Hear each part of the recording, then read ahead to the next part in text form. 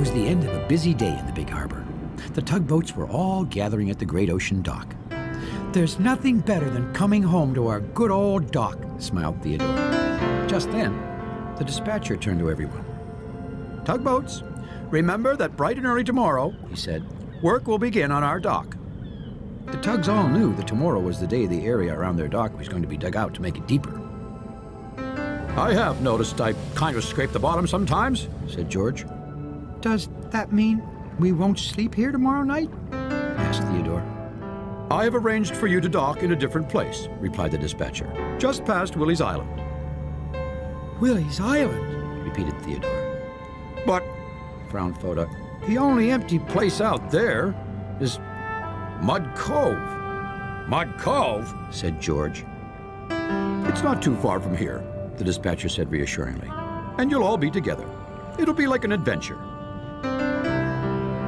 "An adventure?" said Hank. "We better get some sleep if we have to be up early," yawned Emily. The tugs all moved into their familiar places around the great ocean dock.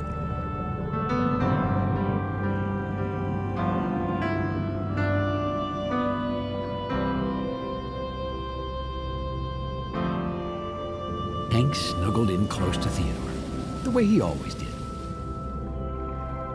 "Theodore, do you think it will be like an adventure?" said Hank. "Maybe," Theodore said slowly. And then he looked around at his dock.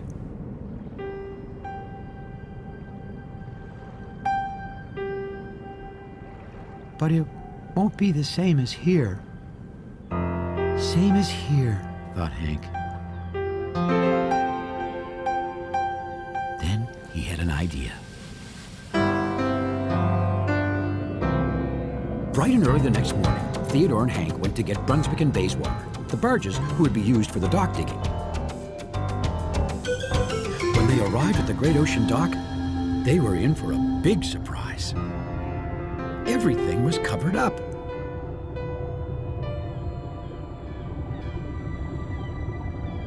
Even the dispatcher. Hey!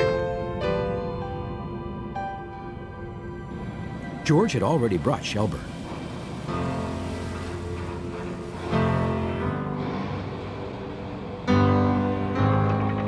The giant sea barge was slowly beginning to dig up rocks from the bottom. Theodore began to move Brunswick into position. Just then, Hank went hurrying past him towards his dock.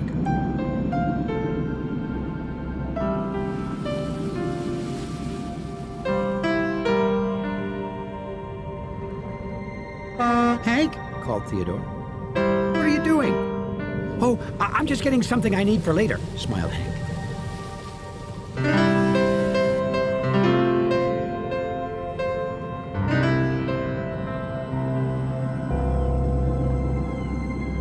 Shelburne slowly dumped a big load of rocks into Brunswick. Shelburne did everything very slowly.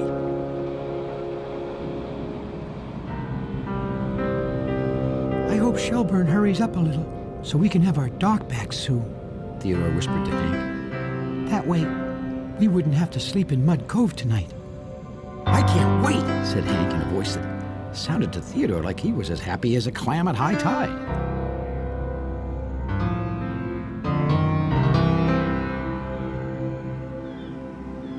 Well, a little while later, after Hank had dumped his first barge load of rocks, he hurried over to Mud Cove. He carefully placed his dock bumper on the side of the cove. "Now you stay right there," he said softly.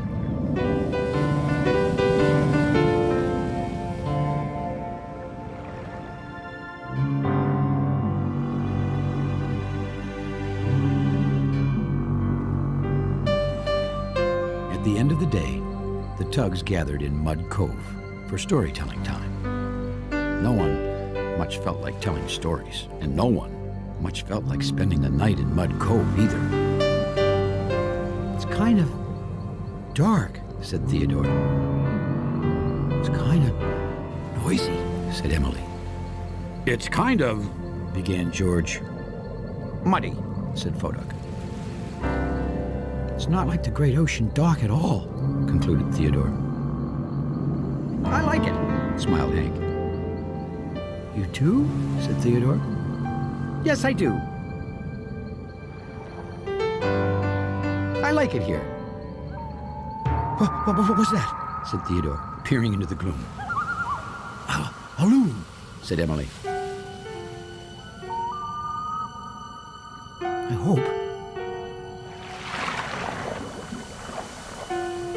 Did you see something? Said Fodoc. Oh, it's just the waves, said Theodore. I hope.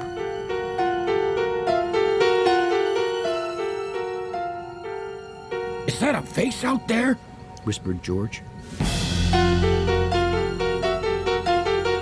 It looks like a monster, shivered Theodore. Scientifically speaking, said Fodoc, there are no monsters in the big harbor.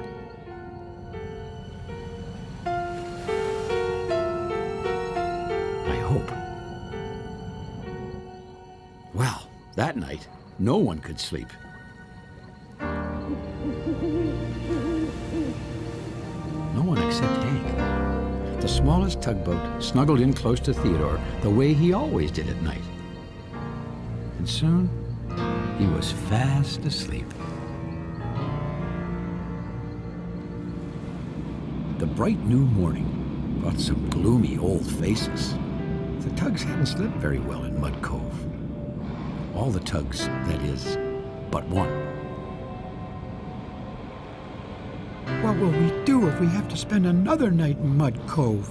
Theodore groaned. Do you think we can? Shouted Hank. Well, Hank was acting very strangely, Theodore thought to himself, and it was time to find out why. A little later, Hank was finishing dumping Bayswater's load of rocks when he heard Theodore's whistle. Hank, wait up, puffed Theodore, pulling Brunswick behind him. Hank, you seem very happy lately. I do? Smiled Hank. I guess I do. Well, don't you miss our dock? Theodore went on. Well, I like our new dock too, replied Hank. It's not really a dock, Hank, frowned Theodore. It's Mud Cove. I think it's very cozy, whispered Hank. Theodore looked puzzled. So Hank said, follow me, Theodore.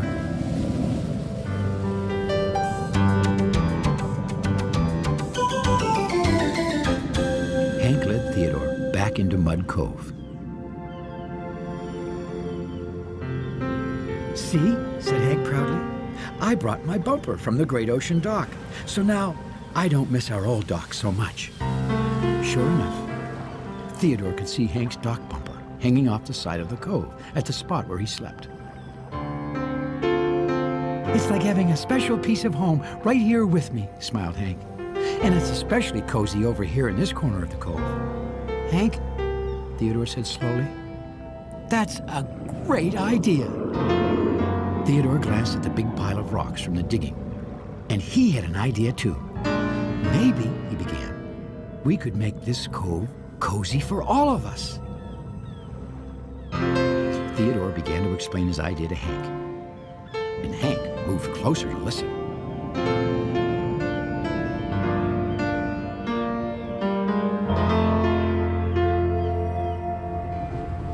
All that day, Theodore and Hank took Brunswick and Bayswater loaded with rocks from the Great Ocean Dock to Mud Cove.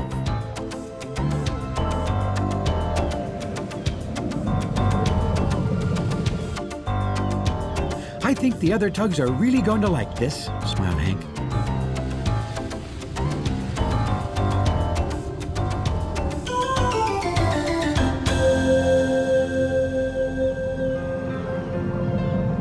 By sundown, their work was done.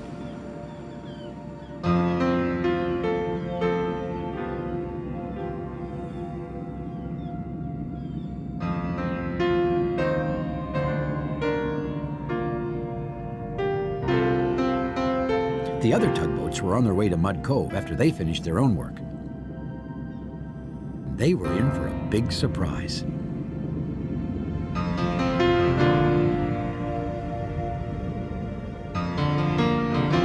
Theodore and Hank had closed off more of the cove using the big rocks Shelburne had dug up. "Look at that," smiled Emily. "The waves won't hit us in here." "It's much quieter," said Fodak.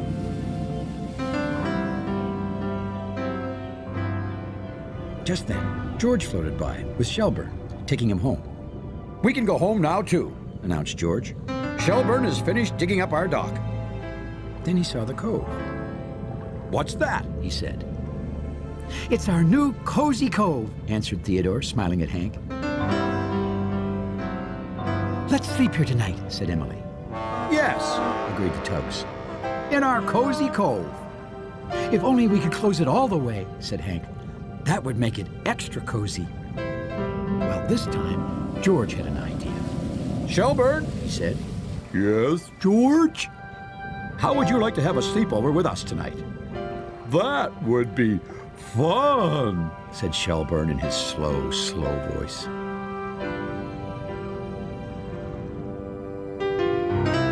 George had moved Shelburne to close off the cove, so it was extra cozy and extra secret.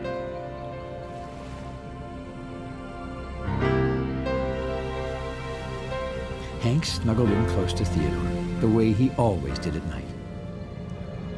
And the other Tugs moved into the places they always slept in back at the Great Ocean Dock. And it wasn't long before there were 5 tugboats, all snuggled in, all sound asleep in their own cozy cove.